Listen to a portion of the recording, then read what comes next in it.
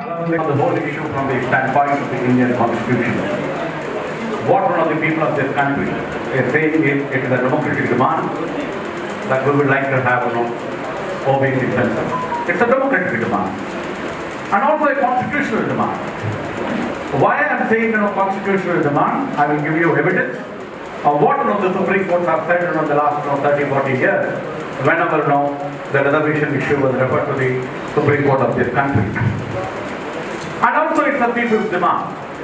And I think all of you here should appreciate my point of view when I say, if there's any country in the world, ప్రపంచంలో ఎక్కడైనా కులం ఎక్కడైనా ఉందంటే it is only in this country. No other country in the world knows that caste exists. Caste is a reality. Without understanding caste, we cannot understand Indian society. The sociologists cannot understand, the political scientists cannot understand, even politicians cannot understand. There will be many countries in the world where caste exists. India is the only country where caste exists. And then when we look at the census is an important document. As teachers, as professors, all of us have been referring to census document, whenever we write an article, whenever we make a presentation. All over the world, any economists want to look at any data, they only look at census data, 1951, 61, 2011 data right now we have. The census report gives the religious data. Census report will give you regional data. Regional means South India, Northeast, Telangana data, Andhra data. And also census will give you regional data, sub-regional data in terms of how many people are there in each district. District-wide data is also there. Census also gives language data. India is the only country in the world where there are 22 languages recognized by the Indian Constitution. No other country in the world has got so many languages. If you go to America, there is one language, English. There are a couple of others who speak Hispanic or Spanish, as Germany or Japan. But India has got 22 languages recognized by the Indian Constitution, and there are several languages which exist in this country. There is no other country in the world the kind of plurality which is there, the diversity is there. Religions are there. Tell me one country in the world which has got so many religions except India. Hinduism is there, Islam is there, Buddhists are there, Jains are there, Parsis are there, Sikhs are there. Several religions are there. Many of the countries in the world have got only one or two religions. India is a multi-religious country, multilingual country. And what is important to know for our discussion is gender data is also given, which is of course very important. We know how many women are there. But then we also know how many SCs are there or how many STs are there. But then we do not have how many OBCs are there. OBCs are a predominant population. Even if you go by Caste Commission, which was submitted in 1931, that is when the British could collect data in 1931, when colonial ruler can collect data in 1931 and give us the data. According to Caste Commission in 1931, the OBC population in this country is 52%. And on the basis of that, when they went to the Supreme Court and the Mandal Commission, they said, we don't need to go by Caste Commission data, which said 52%, we will give you 27% for reservation, so that the Supreme Court set a deadline that it cannot exist more than 50% for OBC reservation. I would only like to take 2 or 3 minutes to highlight, and I think it is important for us to look at any dimension from the standpoint of Indian Constitution. We cannot look at democracy, we cannot look at government, we cannot look at policy making in this country without looking at what the Indian Constitution says. I will only take 2 or 3 minutes to say what the Constitution says. One of the main focuses of the Indian Constitution is security of justice, social, economic and political. All of you know the preamble of the Indian Constitution talks about social justice. Very first page of the Indian Constitution talks about social justice, economic justice and political justice. That is what the preamble of the Indian Constitution. Indian Constitution further says equality of status and opportunity for the advancement of the scheduled caste, scheduled tribe and socially. It is very, very important. Not that the Constitution does not talk about it. The Constitution very clearly says equality of status and opportunity and advancement of scheduled tribes, scheduled castes and socially, educationally, economically backward classes. The Constitution around the expectations of scheduled tribes and classes. Look at the Constitution. Let me look at it. One of the directive principles of state policy of Article 38 clearly says, Constitution expressly provides that the state, please, I'm quoting the Constitution. The Constitution clearly states, the state shall strive to promote the welfare of the people by securing and protecting as effectively as it may possible in terms of implementation of the formula of equity and equality in the country. This is what the Constitution says. Constitution talks about equality. What is our definition? What is it? Narendra Modi's definition of equality? Because the first time in this country they are completely opposing that we do not want to take. I will go to know the affidavit which has been filed in the Supreme Court. All of you will be shocked to know what is the affidavit of the Supreme Court. The government has filed, the central government has filed an affidavit. Central government would not have filed that affidavit, rather than clearing that affidavit of about 150 pages of affidavit they have filed. Then, my dear friend, further when you look at the Constitution, when the Blatant Commission was referred, when the Blatant Commission was discussed in the Supreme Court, I'm quoting Blatant Commission recommendation. The Blatant Commission said, Blatant Commission recognized Blatant Commission judgment. That is a Supreme Court judgment. Supreme Court judgment said it recognizes this social justice had to be based on social reality of India. This is what the Supreme Court judgment says. This is not my judgment, my dear friend. I'm quoting. I'm even quoting the page number 173 judgment of the Supreme Court when it was referred to the when Blatant Commission was debated. I'm quoting it again. Blatant Commission recommended the Supreme Court said recognizes that social justice has to be based on social realities of India. What is the reality? Caste is a reality. And further it says that caste was a naked vexing fact. This is a Supreme Court judgment. Caste is a naked vexing fact in India, and it was unconstitutional not to identify. The Supreme Court already said it is unconstitutional not to identify socially and educationally backward class or socially and educationally backward classes are important in terms of taking any kind of policies and debate. This is what the Supreme Court said. Let me further. Then when you look at Article 16.4 of the Constitution, again I'm quoting the Constitution. Article 16.4 of the Constitution was designed as an instrument for sharing the power by the backward classes who had till now been kept out of sharing state power. Sri Krishna Committee report also quotes this. Sri Krishna Committee report did not say. All of us appeared before the Sri Krishna Commission. Sri Krishna Commission said, in the view of when you look at the geography, topography, or demographics of Telangana, smaller communities did not enjoy power. And all of you are sitting here should know, if there is any state in the country among the 28 states, Telangana is the only state where 93% of the population are scheduled castes, scheduled tribes and backward classes. I know what is the population of other communities. 7% is the other community population. 93%, not Rajasthan, not Uttar Pradesh, not Madhya Pradesh. But here, when a resolution was passed, that's a part of a resolution. That's a bogus resolution. That resolution is not irrelevant. Maharashtra government went to the Supreme Court.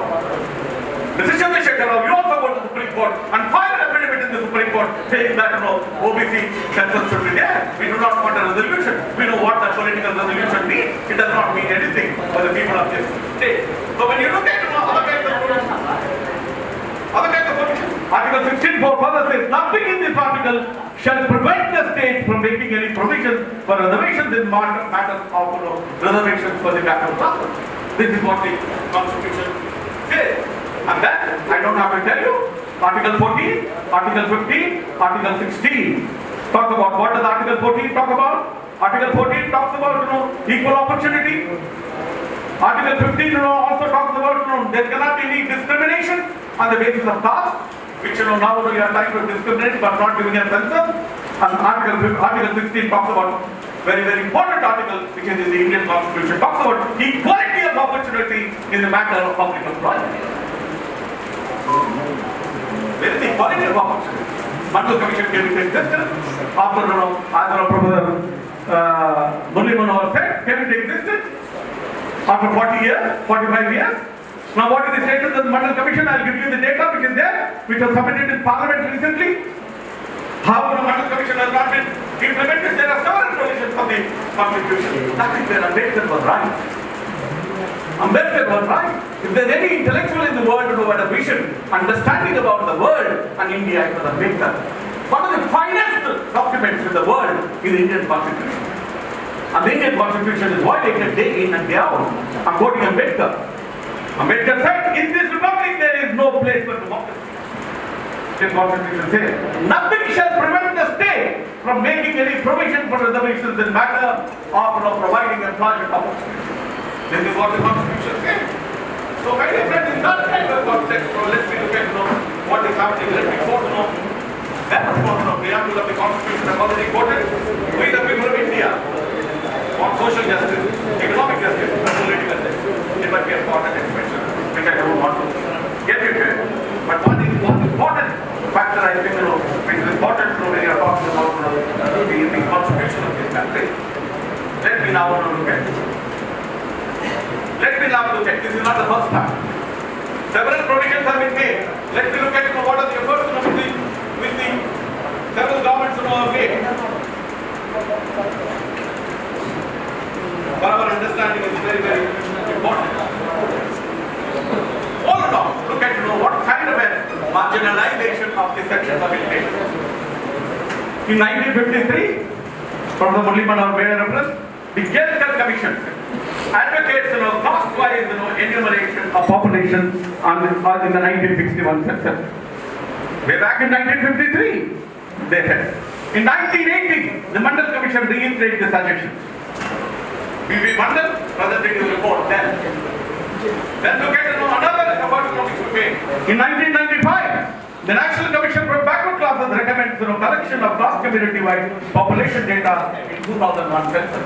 The Backward Classes Commission made that recommendation. In 2006, Narendra Modi should know. Now we will come to Narendra Modi. 2008, he was a member of the Planning Commission in his capacity as the Chief Minister. Planning Commission passes a resolution also signed this document by CM Narendra Modi, who was a member of the National Development Council of India, recommending inclusion of count of OBCs in 2011 census. Narendra Modi was a party to this Planning Commission decision. And then in 2010, Samir Bhujbal, MP from Nashik, raises a private question on OBC census in the Lok Sabha. The resultant resolution was supported by 100 MPs, including BJP deputy leader in the House, then at that time Gopinath Munde. I think this historical background is required for all of us.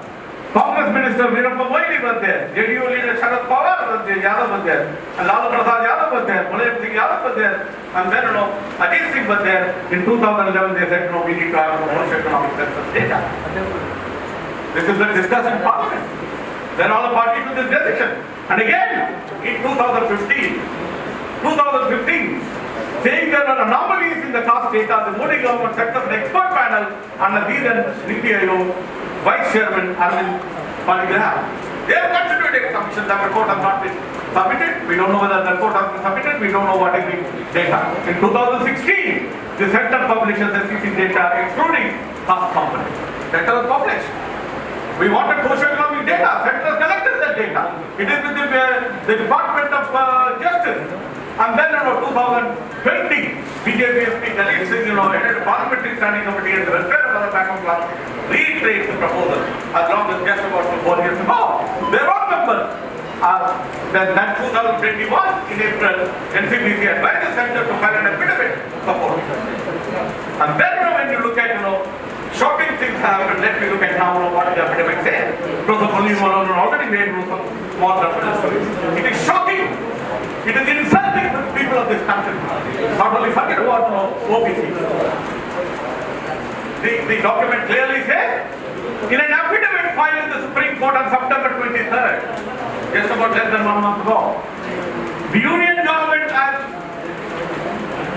said in the affidavit, conducting a socio-economic caste census, dating the caste census, except for scheduled caste and scheduled tribes. The affidavit, yes, it is administratively difficult. Then why have done it? You are talking about minimum government and maximum governance. That is his court. When he came to power, he said minimum government and maximum governance. Governance means all of us would like to know how many people are there, what is the OBC data. Administratively difficult, number one. And the affidavit shameless is it is cumbersome. Cumbersome, it is difficult, complicated. We cannot collect data. Mr. Narendra Modi, we are living in a digital era. Technology is available for you. Just simply say Kulam, it will give you the data. It will even give water if you want in this country. Technology is available. Technology is there in data, but then you are saying administratively not feasible and difficult.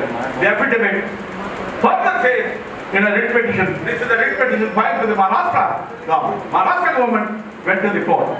Then it says it has given various reasons saying that it is a policy decision. We are worried what will the Supreme Court say.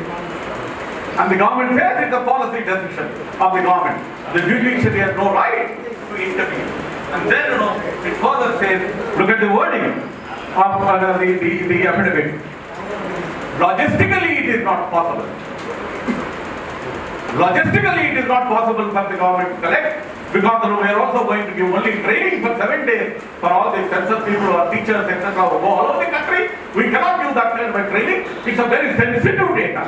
They are using the word sensitive data to collect, and operationally it is very, very difficult for us to collect. What kind of a government we have? Administratively not possible. Logistically we can't collect. Operationally it is not possible. It is difficult for us to collect the data. Of this kind of affidavit, they have filed. In the affidavit to the Supreme Court, the government has cited numerous administrative, operational, logistical reasons to argue collecting the data during the 2021 census is unfeasible, impractical, not possible. They don't want to collect it. This is what the affidavit says. So my dear friend, in that kind of a context, it is very, very important. Again, I would like to refer to the Constitution. I'll just take about 1 minute and then wind up my presentation. When you look at all these factors, then what does the Constitution say? What does the Constitution say? The Constitution is in the name of the poor people. Constitution is not meant for the millionaires or the rich people. Constitution is meant for socially, economically backward section. In that kind of a context, it is very, very important. When you look at policy making, why are we asking for? How are we going to make policy making? How are we going to take decisions for the government? One of the remarkable resolutions which have been brought about by Rajiv Gandhi was Panchayat Raj resolution, where reservation has been included. We went to a high court here in Telangana, saying that where is your data? Now Panchayat Raj reservation has come to remarkable Panchayat Raj amendment, which when Rajiv Gandhi was the Prime Minister brought about, that talks about reservation for different kinds of communities, different kinds of castes, talks about reservation in the backward classes. When we went to the court here in Telangana government, they said now reservation in Panchayat Raj has worked out to only 31% or 38%. Where we are asking for 52% of reservation because the High Court all along and the Supreme Court all along have been saying. So in view of that kind of a context, the affidavit is there. Now there is a case pending. Our demand number 1, Mr. Chandrasekhar Rao. It is your moral responsibility, not passing a resolution. You must file a case in the Supreme Court and you must argue keeping one of the best lawyers for your cases. You must argue in the Supreme Court and see that the Caste Census is given. Number 2, you have been meeting the Prime Minister regularly. We have to make this political. We have to make this political. As long as everything is a political decision in this country, not taking Caste Census in this data is a political decision, because they would say these are dominant groups. There are 52% are there, 60% are there. In Telangana, I know it for a fact, 60% of the population in this Telangana region is backward classes. All over the country, perhaps we will get, because Kaka collector himself said 52%. We don't know now whether we are 52 or 60%. Then we would like to have representation. When we are talking about reservations, my dear friend, we are not using the word reservation, it is representation. It is representation in terms of political power. It's a representation in terms of economic power. It's a representation in terms of trying to give us budget for the 60% of the population. Which Professor Mullimala said, many of the nomadic tribes, Sanchara Jatru antaru. Sanchara Jatru ikkadi, ivalu ikkada untara, repu ekkada untara తిండి ఉన్నదా లేదా, వాళ్ళకి ఏదైనా ఉందా లేదా అని. Last time when there was a discussion about Sanchara Jaturu in the Ministry of Human Resource Development, they were saying, how can we go about giving any admission when they don't have an Aadhaar card? How can they have an Aadhaar card when they don't have a residence, when they don't have a hut, when they don't have a house? Then I have to in Ministry of Human Resource Development, their address is their school. School should be their address. That is the kind of a situation of many of the backward classes, not only in Telangana, all over the country. When you have census, it will help you in development, it will help you in policy making, it will help you in planning, it will help you in terms of taking judicious decisions. What is that we are asking for? What is that the country is asking for? Give us census, give us the data of how much we are available. Then later, if necessary, we will fight it out. In Parliament, we will fight it out in the Supreme Court and saying that this is our population, that's how this kind of a representation, this kind of a reservations have to be there. What is the meaning of democracy? Democracy means equality. Democracy means equity. Democracy means equal opportunity. And all of us are sitting here that you provided an equality, provided an equity, provided an equal opportunity for us to fight it out. When you can introduce push the economically weaker sections, 10% reservations they are given, socially weaker sections. 10% they are given. I have the UPSC data for me. UPSC data says, socially weaker sections now, the 10% are getting lesser marks than, scheduled caste and scheduled tribes. They are getting less marks than scheduled caste and scheduled tribes. And this country talks about, all along, merit and merit. What merit, we are talking about? And what basis you went about including 10% of reservations for socially weaker sections population? That the Constitution says. Last word, Constitution says only socially, educationally backward. The Constitution does not talk about economically backward. And you went about giving Mr. Narendra Modi 10% reservations for other castes. On what basis they have given?